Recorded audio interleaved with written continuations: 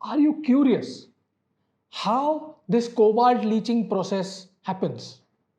If yes, please stay tuned.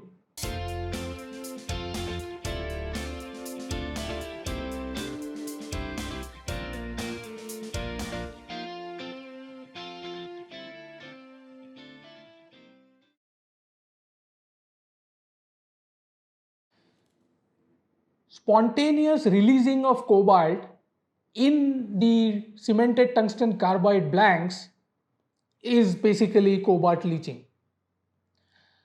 Now, why this cobalt leaching occurs is mainly because of exposure of these blanks to corrosive environments. This corrosive environment is mainly provided by the corrosive cutting fluid or the metalworking fluid that are used while making these cutting tools. There are many factors or there are other reasons as well, but the primary reason is the choice of your grinding oil or grinding coolant. Now let me explain the process of how actually what happens when there is cobalt leaching. As you can see in the photo above, this shows a magnified image of a cutting tool which is coated. At the top layer is the coating and beneath is the cutting tool surface. As you can see, because the underneath layer while making the cutting tool was exposed to corrosive environment, there is some erosion that has happened, and this tool is later coated as is a standard practice.